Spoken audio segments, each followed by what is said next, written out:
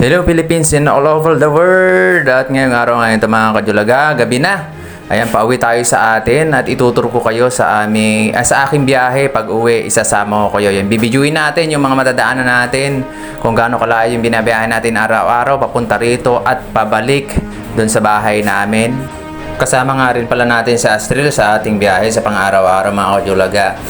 At sana magustuhan nyo itong video natin. Medyo pahinto-hinto ako dito mga Kajulaga dahil wala tayong GoPro. Ano lang to, cellphone lang tong gamit natin. Tapos na yung Christmas, pero sa signage ng Pure Gold Christmas na Christmas pa rin, nag-blink pa rin. Videoin muna natin yung mga paligid natin mga Kajulaga bago tayo drive papunta dun sa atin sa Lower Antipolo. From dito sa Taytay hanggang sa amin mga 45 minutes mga Kajulaga ang biyahe. Kahit walang traffic, ayan, kasi paikot-ikot yan, paakyat, then pababa hanggang dun sa amin mga Kajulaga. At eto na, dito na tayo sa labas ng SM mga Kajulaga. Dinaanan namin, huminto ako konti, SM yan, videoin natin konti mga Kajulaga habang nakahinto tayo. Yan yung SM mo, Christmas na Christmas pa rin mga Kajulaga yung ano nila. At andito na nga tayo agad mga Kajulaga, umakyat na tayo ng Tikling, papunta dito tayo sa Robinson Antipolo. Ayan, Robinson Antipolo yan mga Kajulaga. Yan nakikita nyo, di ba? Layo ko agad kasi paputol-putol lang yung ano natin, yung video natin. Every time na hihinto tayo, videoin lang natin yung mga nadadaanan natin. Robinson Antipolo yan. Maya-maya mga Kajulaga, nandito naman na tayo sa Cloud9, ang ipinagmamalaki ng Antipolong overlooking. Pag nagpunta kayo dito mga Kajulaga, pag gabi, promise, ayan, mare-refresh yung mga mata nyo dahil sa sobrang ganda ng mga tanawin na makikita nyo, mga ilaw mga Kajulaga. And of course, ayan, dire-diretso rin tayo dyan mga Kajulaga.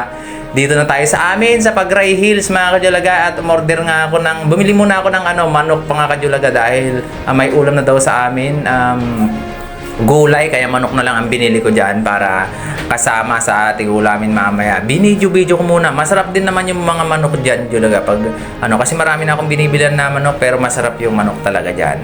At nandito tayo sa labas nga, ayan, sa Plaza 102, 102 Plaza pala, ayan.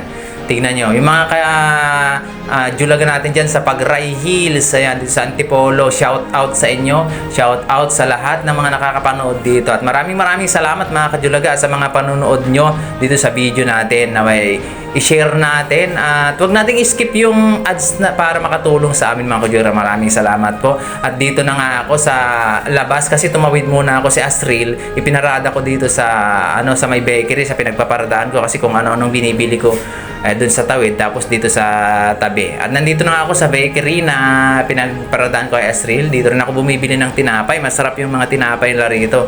Masarap talaga ang lasa at hindi tinitipid. Ayan. Dito muna ako sa Talipapa. Ayan, binidyo ko yung Talipapa namin dito sa Pagray bago ako umakyat sa amin dun sa bahay, sa inuupahan namin dun sa bahay. At idinaan ko nga sana kayo sa overlooking na matadaanan ako. May madaan kasi akong overlooking dyan. Kaso ang dilim talaga ng cellphone ko. Pero maybe next time, ayan, makakabili tayo ng maganda-gandang camera. At nandito na nga ako sa bahay. Ayan, inaayos ko na yung motor ko kasi nga para paglabas ko bukas nakaayos na. Ano na lang, kumbaga drive ko na lang palabas. Hindi ko na papaikutin. Dahil yan si Astril ang kasama natin mula sa pagpasok natin hanggang pag-uwi. Kasama natin yan araw-araw. At binibidyo nga ako dyan ng ating misis na si Mama Julaga. Ayun no, may ginagawa siyang note kaya binidyo ko dyan sa part na yan. Pero hindi niya alam na binibidyo ko.